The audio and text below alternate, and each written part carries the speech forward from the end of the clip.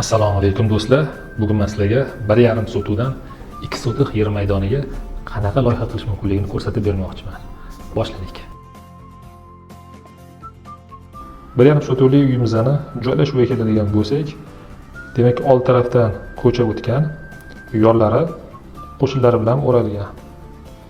Uyimiz orqa tarafga taqalgan holatda va kichkina hovli berilgan holatda joylashtirilgan. Ko'chadan kirganimizda darvozaxona bilan kiriladi va bitta mashina qo'yishga joy bor. O'ng tarafda ozgina zeleniy zona ham berilgan. Demak, birinchi qavatga ko'tarilamiz, eshidan kiramiz. Bizani hol kutib oladi. O'ng tarafdan ikkinchi etajga ko'tarilib ketishimiz mumkin. Kelganda oyoq kiyim yoki kiyimlar yechish uchun garderob, oldida umumiy sanuzel.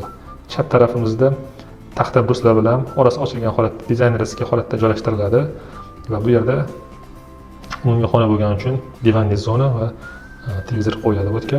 Demak, kirganimizdan keyin o't ochiq holatda mehmonxonaga o'tishimiz mumkin.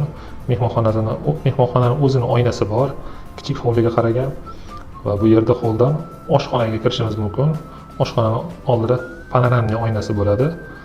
Bu ham o'sha orqa hovliga qaragan holatda joylashtiriladi. Bu panoramli oynadan bemalol yorug'lik tushishi mumkin va havo aylanish imkoniyatiga ega. Demak, ikkinchi qavatga ko'tarilamiz. Ikkinchi qavatga chiqib kelganimizda bu yerda ham hol joylashgan, kabinet. Kabinetda detskiy, ya'ni bolalar yotoqxonasi qilsa ham bo'ladi va bu yerda ikkita yotoqxona joylashtirilgan.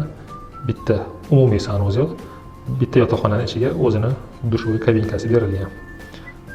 Ikkinchi etajdan yana tepaga ko'tarilamiz 3-qavatga.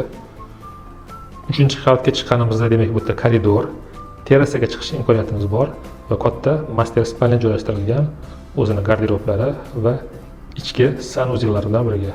Terasasiga chiqamiz. Bu yerda divanli zona, tuyilada gullar qo'yib qo'yishimiz mumkin va hovlini tomosha qiladigan ajoyib joy bo'ladi. Bu yerda barbekyu, shashlik qiladigan joylarni ham joylashtirishimiz mumkin bemalol. Va birinchi qavatda podvalga tushadigan joyimiz ham bor. Hovlidan kirib ketsa bo'ladi.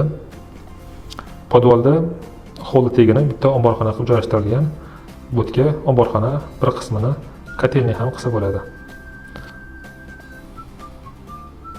Agar loyihamiz qiziq bo'lgan bo'lsa, bizani kuzatishda davom eting va obuna bo'lishni esdan chiqarmang.